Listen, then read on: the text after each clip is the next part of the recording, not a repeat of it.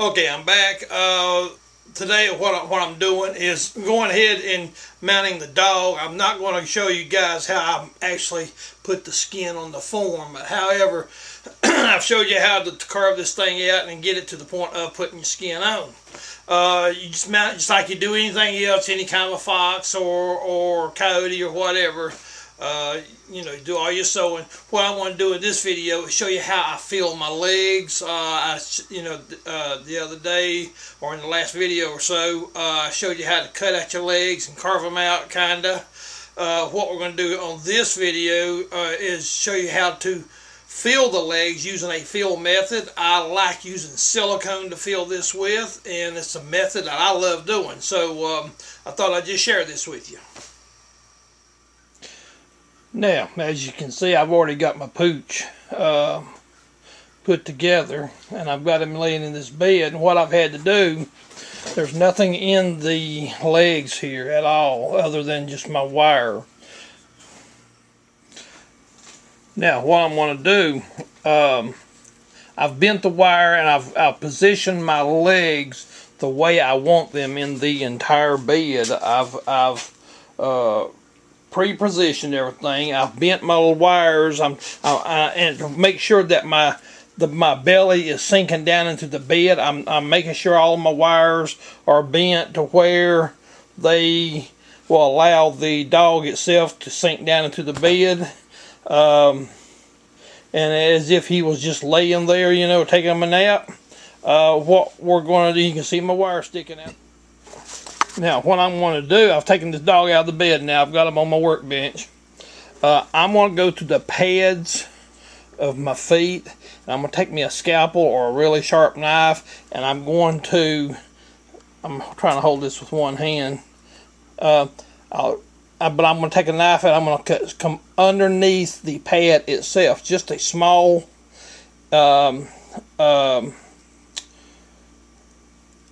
slit in it, and then I'm going to take a tube and I'm going to insert it into the leg and run it up as high as I can into up the leg, and I'm going to start pumping this silicone into this leg. Now, or we can make an incision in the back in a place where it won't be seen, and run the tube from the bottom side down to the leg, and that might work better. I think I'm going to do that instead, and run my tube down into the bottom of the leg, and as I pump this silicone in, I'm going to back my tube out of the leg as I feel it. Okay, now it's really important. It is really important to pre-position your legs before you start filling silicone.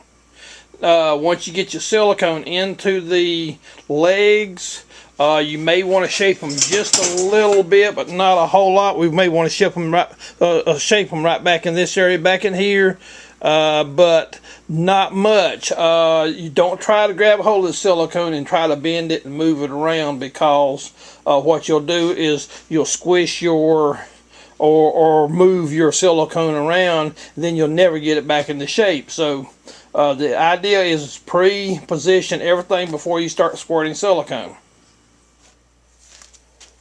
Now, first thing I'm going to do before I start filling my legs, this is the bottom leg. This is the bottom of my mount. I'm not going to feel the shoulders very much in here, but I'm going to mainly just feel the leg and the bend of the leg. Let me try to position my piece right here, as you can see, but I'm not going to feel this area here. I'm just going to feel from the paw down to the bend of the leg and down just a little bit. Now, again, as I was talking earlier,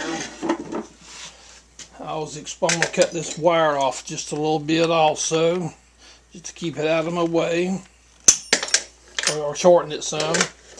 Now I'm going to take my knife, hope you can see this, take my knife, and I'm just going to run it up underneath the pad of the animal's foot, and I'm just going to make a slit where I can open up this pad or lay it back, lay it open.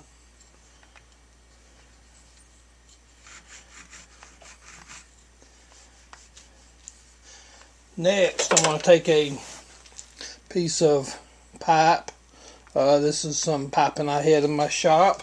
I'm just going to run it up the leg and up to this elbow area. If I can get it to start up in here, and just work it up in here. Now I'm going to take the silicone caulk gun, and I bought some silicone from our favorite place, Walmart. I think it's like $2 or something. My tube might be a little bit more than that now, 3 something. But this is my favorite stuff to shoot up into the legs of a lot of my mounts, and this works very well. Now I'm going to take the nozzle end of the silicone. I'm just going to insert it into the tube and just push it up as far as I can. Now, while you are injecting this into this foot, you need to be backing this out as you fill the leg, and also you need to hang on to this piping on your silicone tube, because the amount of pressure you're putting on this will cause this to pop off a lot of times. You'll make a big mess. So what I'm going to do, I'm just going to go ahead and start shooting this in. And as you shoot it in, you'll see the skin on your mount start to rise and plump up. Hope you can see this. I'm going to turn you a little bit so you can see this skin feel. And you'll see the hair start to move around. Now you can reach down here and touch and just make sure that you're filling this up like so. Now just keep backing your silicone tube out. And the thing about this method here is don't try to overfill. Just fill it up enough to, squirt enough in here just to fill it up, and it'll feel firm, but don't try to overdo this. You can really make a huge mess by trying to overdo, and this silicone sometimes is kind of difficult. Now, as you can see, I've got a little bit of silicone sticking out from underneath this foot here. What I'm going to do is take me a paper towel and just a little bit of some kind of a little tool and mash this back in. Then I'm just going to squeeze this thing back down.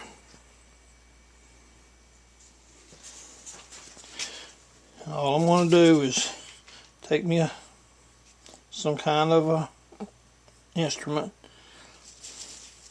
and I'm going to take just a little bit of paper towel and stick in here, and I'm going to mash it back just a little bit.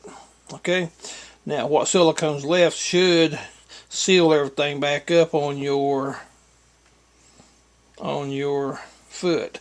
I'm also just going to work this a little bit up toward the front. You don't have to do any sewing or anything. Everything will seal right up. But I'm going to try to work some of this back up toward the toes just a little bit, since I'm doing this method. Now I'm going to leave this wire extended for the time being. We're looking at the hind quarters, the top side of this dog and the hind quarters. My wire is right here. I've got my top leg now laying or positioned the way I want it. What I'm going to do is take a knife, and I'm going to come down just where it's not quite so noticeable, and I'm going to make a incision just like so. Run your knife underneath the skin and pull the blade up in order to make this incision. Don't cut straight down into the hair, you'll damage it. But if you'll make this little incision right here, big enough to put your pipe in or your tube, and run this down into the leg. Run it in and just run it as far down into the leg as you possibly can.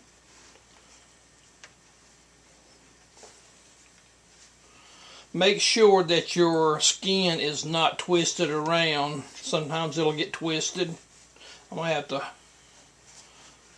bend this out just a little bit, and then I'm going to re-bend it back once I get my pipe in. But just work your pipe down this leg as much as possible. I hope you can see this. Yeah.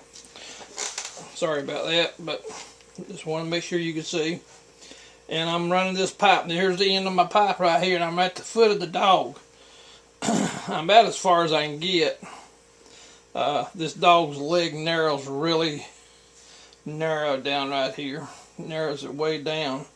Yeah, instead of going underneath the pad though, I'm not going to have to make the incision on this one. But now we're going to be inserting our silicone right here.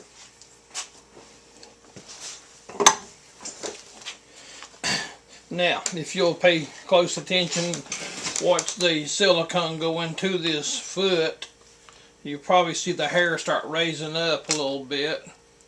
There it goes. I've made about 3 squeezes on this. You can see the foot turning around, and I'm just going to check it. I'm not squeezing it very hard. I did have to split the hind leg a little bit in order to get the foot out. Now I'm going to start backing my tube out of the leg here.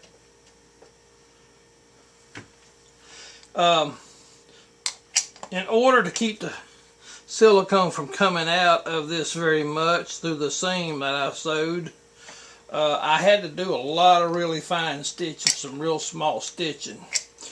Keep that in mind. Don't try to cheat on this method and use the big loop or big type stitching, wide stitching, because it will make an absolute mess with the silicone. Although you can get the silicone out of the hair, but I'd rather not get it in.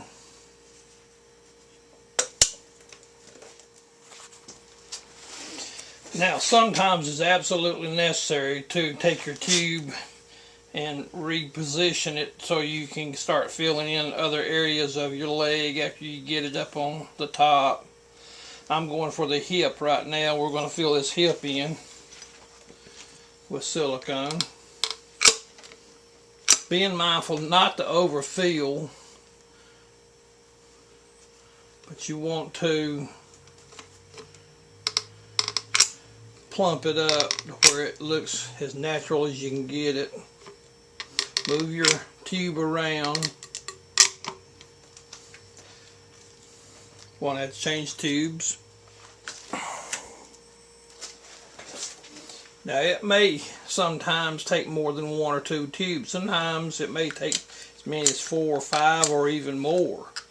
I had a student to use this method on another dog. He did a corgi several years ago, and it took as much as 10 tubes to get what he was trying to achieve. Those are my tube jumping off of my... There it goes again. Must hang on to this stuff.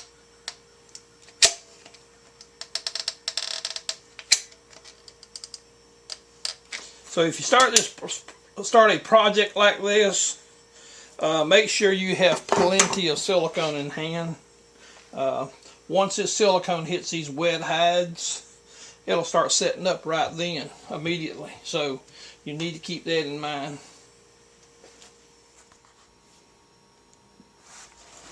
Again, I have inserted my tube into this leg, into the front leg, and what I did, I took my knife and I went underneath the leg back into the armpit, kinda made me a pretty good incision, and I've inserted this tube. I'm going to start backing it out just in a minute, and then once I get to this point, I'm going to back it out and insert the tube back up into the shoulder again to fill the shoulder area, and then we're just going to kind of fill in this general area and close it up. Now I've started filling this foot, and you can see where it's come out at the bottom of the foot here. So I've started backing my tube out as I fill. You can see the foot and everything move around. Sorry, I just hit the tripod. And I'm just backing it up as I go. Now I'm going to disconnect my caulk gun from my tube, and I'm going to reposition this back up into the shoulder area.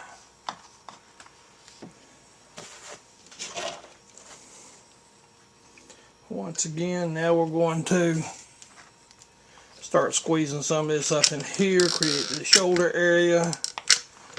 You don't have to overdo it, just enough to give it a sense of it being part of the leg and part of the shoulder. You can even take this tube off at this point if you really want to.